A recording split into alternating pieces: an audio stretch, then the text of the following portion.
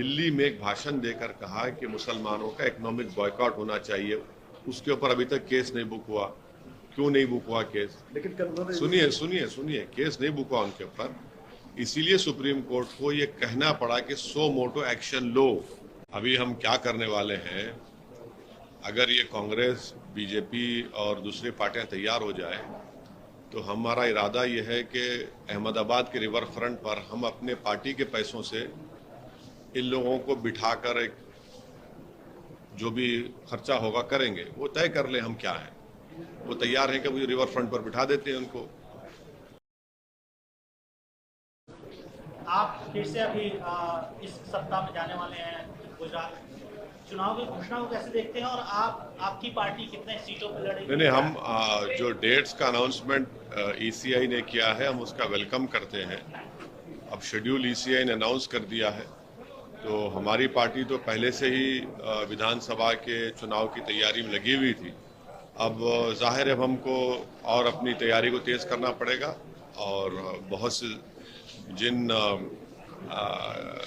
Constituency से हमको अपने कैंडिडेट खड़ा करना है उस ताल्लुक से हमारे गुजरात के अध्यक्ष जनाब साबिर भाई साहब तय करेंगे। और हमारी पार्टी की तैयारी तो ठीक है। अब फिर हम जाएंगे और गुजरात की विधानसभा में हमारी पार्टी के उम्मीदवारों की कामयाबी के लिए हम पूरी कोशिश कर रहे हैं और हमको यकीन है कि इंशाल्लाह कामयाबी मिलेगी। क्या मुद्दे रहने वाले हैं जिन पर आप लड़ने वाले हैं और आपको क्या लगता है इस बार इस चुनाव के मुद्दे क्या रहेंगे? नहीं, बहुत से अवामी मुद्दे हैं, जनता के मुद्दे हैं। कोई एक मुद्दा बोल के नहीं है। गुजरात में एक मिस गवर्नेंस भाजपा का रहा है, जिसकी वजह से कोविड के वक्त बहुत से लोगों की मौत हुई। बहुत से लोगों को जो हेल्थ अस्पतालों में मिलना था सहूलतें वो नहीं मिली। महंगाई एक बहुत बड़ा मुद्दा है। लोगों की तनख्वाहें कम हो चुकी हैं, बिजनेसेस कमज़ोर पड़ चुके हैं। और साथ ही साथ हमारी कोशिश ये है कि भारत की लोकतंत्र में जहाँ पर सब समाज को, समुदायों को उनका एक मुकाम और इज़्ज़त मिली है, उसी तरह से हम कोशिश कर रहे हैं कि अल्पसंख्यक समाज हो, दलित समाज हो, आदिवासी समाज हो, इन सबको उनकी एक लीडरशिप बने, उनकी एक आवाज़ रहे। तो ये अहम मुद्दे हैं गुजरात के चुनाव में। और बहुत से और भी मुद्दे रहेंगे। विधानसभा के इंडिविजुअल इश्यूज हैं, प्रॉब्लम्स हैं। अभी जो मोरबी में हादसा हुआ है सर, क्या वो कोई मुद्दा होगा वोटर उस हादसे को लेकर? क्योंकि अभी ताजा हादसा है, इलेक्शन कमीशन ने बोला कि ये डिले हुआ अनाउंसमेंट है मोरबी की वजह से। नहीं, जो मोरबी में हुआ वो निहायत ही अफसोसनाक है। वो भी गुजरात की हुकूमत की मिस गवर्नेंस की एक मिसाल है कि जिस कंपनी को ठेका दिया गया था उनको तो इसका तजुर्बा था ही नहीं, और उन्होंने कुछ काम उस पर जिस तरीके से करना था, और वहाँ की म्यूनसिपैलिटी, वहाँ की जो सिविक अथॉरिटीज़ है, उन्होंने उसका टेस्ट भी नहीं किया, फिटनेस सर्टिफिकेट दिया नहीं। तो जाहिर है ये एक मिस गवर्नेंस का इशू है। सर, आज आपने अभी सुबह ट्वीट किया है कि मैं मुसलमान हूँ, उसके फख्र है मेरे को, और मैं कभी हिंदू के खिलाफ नहीं था, कभी बोला नहीं हूँ और ना कभी बोलूँगा। क्या वजह रही सर? ये वजह क्या है भाई? जब आप पब्लिक स्पीच देते हैं तो उसमें आप इन चीज़ों को उठाते हैं, तो इसलिए हमने कहा है।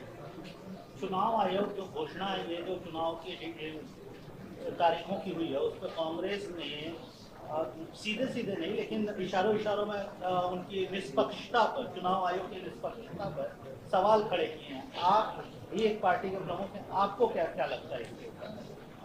देखिए, चुनाव आयोग ने जो डेट्स दी हैं हम उसका वेलकम करते हैं, और हमारी पूरी कोशिश यही होगी कि ये विधानसभा के चुनाव पुरअमन रहे, अच्छे तरीके से हो जाएं और जनता को, गुजरात की, उनका पूरा मौका मिले। फ्री एंड फेयर इलेक्शन हो, हम उसकी उम्मीद करते हैं, और ये इलेक्शन कमीशन इसको कराना भी चाहिए। अब इससे बढ़कर मुझे कोई कहने की जरूरत नहीं है। सर, कल हमारे चैनल पे जेपी नड्डा, जो कि भारतीय जनता पार्टी के अध्यक्ष हैं, उन्होंने आपका नाम लेके काफ़ी सारी बातें कही कि आप सिर्फ मुस्लिम माइनॉरिटीज़ की राजनीति करते हैं, सिर्फ 20% की राजनीति करते हैं, और ये देखा गया है कि जो भी मोदी जी के स्कीम्स हैं उसका फ़ायदा, चाहे वो उज्ज्वला स्कीम हो या फिर इज्जत घर हो, सभी मुसलमानों को भी उसमें दिया गया है, सभी नीडी। तो मैं उनको ये कह रहा हूं कि आप जब इतना बड़ा दावा कर रहे हैं तो आप एक लिस्ट दे दीजिए आप ही के चैनल को।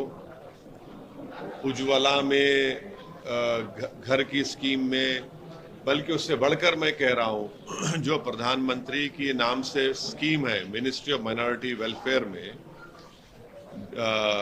जिसको MSDP का प्रोग्राम कहा जाता है, उत्तर प्रदेश में आपने मुस्लिम कॉन्सेंट्रेशन डिस्ट्रिक्ट्स में, ताल्लुकात में, जहां पर जो पैसे दिए गए हैं कितना पैसा खर्चा हुआ है, प्रधानमंत्री आवास योजना में कितने अल्पसंख्यक समाज को घर मिले, वो आपको दे दे लिस्ट, ओवैसी को छोड़ दें और वो ये देश को बता दें कि उनके MP ने दिल्ली में एक भाषण देकर कहा कि मुसलमानों का इकोनॉमिक बॉयकॉट होना चाहिए।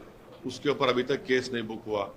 क्यों नहीं बुक हुआ केस? लेकिन कल उन्होंने सुनिए, केस नहीं बुक हुआ उनके ऊपर, इसीलिए सुप्रीम कोर्ट को ये कहना पड़ा कि सो मोटो एक्शन लो। सवाल असदुद्दीन ओवैसी नहीं है, सवाल देश का है। आप 80-20 की आप बात किसने की? आपका मुख्यमंत्री ने की। तो क्या आप 20 होना कोई गुनाह है इस देश में? ये तो भाजपा को बताना चाहिए। 20 होना कोई गुनाह है क्या?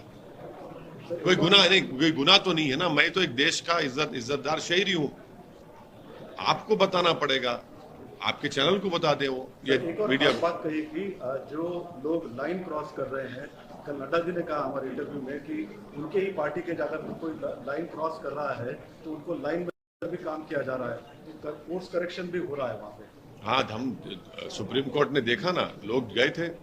धर्म संसद आप ही के प्रदेशों में होता है।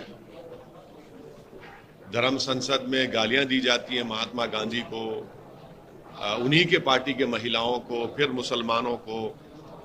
तो कोर्स करेक्शन कहाँ हो रहा है? उनका MP दिल्ली का इकोनॉमिक बाइकआउट की बात किया है। क्या क्या बोलते हैं, रोज कोई ना कोई बात आती है। तो ये तो उनकी ऑफिशियल लाइन है, कोई कोर्स करेक्शन, लाइन करेक्शन नहीं हो रहा है। कांग्रेस भी आपको बी टीम बोल रही है सर, बोलती है कि बीजेपी की बी टीम है। आज फिर से कांग्रेस के नेताओं ने बोला कि गुजरात में आप लड़ रहे हैं, बीजेपी की मदद करने के लिए लड़ रहे हैं। अभी हम क्या करने वाले हैं, अगर ये कांग्रेस, बीजेपी और दूसरी पार्टियां तैयार हो जाए तो हमारा इरादा ये है कि अहमदाबाद के रिवर फ्रंट पर हम अपने पार्टी के पैसों से इन लोगों को बिठाकर एक जो भी खर्चा होगा करेंगे, वो तय कर ले हम क्या हैं।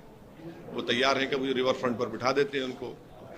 अब चाय तो नहीं बना पाएंगे, मगर जो भी अहमदाबाद की चाय बिस्किट होगी हम खिला देते हैं उनको, डोकला भी रख देते हैं। वो तय कर लें बैठ के कि हम क्या हैं। मगर नहीं, हमको इनके सर्टिफिकेट की जरूरत नहीं है, और जितना ज्यादा वो बोलेंगे हमको, उससे हमको फायदा ही होने वाला है। बोलते रहिए, हमको कोई फर्क पड़ने वाला नहीं है।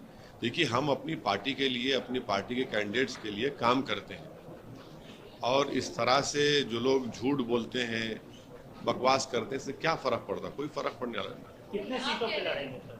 हाँ, कितने सीटों पे लड़ेंगे? अभी वो हमारे गुजरात के अध्यक्ष इसका तय करेंगे।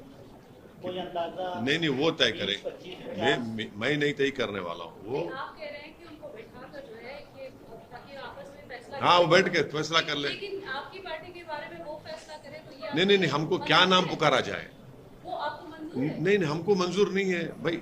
कभी एक ये बोलते, कांग्रेस एक बोलती, बीजेपी एक बोलती है, दूसरी पार्टी एक। हम तो तीनों को बिठा देते हैं चार रिवर फ्रंट पे। देखिए, रिवर बैठ के आप तय कर लीजिए। गुजरात का चुनाव है ना, आप तय कर लीजिए। कम से कम हमको गाली देना है तो एक ही गाली दो, एक गाली, वो एक इल्जाम तो मिल के दो, कोई बात नहीं। गुजरात और हिमाचल में चुनाव है सर, राहुल गांधी तेलंगाना में पदयात्रा कर रहे हैं। मुझे उस पर कुछ कहना नहीं है, उनका पार्टी का प्रोग्राम है, वो बताएंगे क्या करेंगे। मुझे उससे कोई मतलब ही नहीं है। एमआईएम के टारगेट वोटर्स कौन रहने वाले हैं, और साथ ही हर अनेक, देखिए, जो है पार्टी की तरफ से आप लोग लड़, देखिए, वोटर को टारगेट बोलना वोटर की तौहीन है। मतदान जब होता है, जो वोटर होता है, हम तमाम की कोशिश होगी कि हम हमारे हक में वोट दें, और उसके लिए हम पूरी कोशिश करेंगे। तो टारगेट जरा बहुत ही क्रूड वर्ड है। हम कोशिश करेंगे उनका दिल जीतने के लिए, उनको समझाने के लिए कोशिश हो रही है।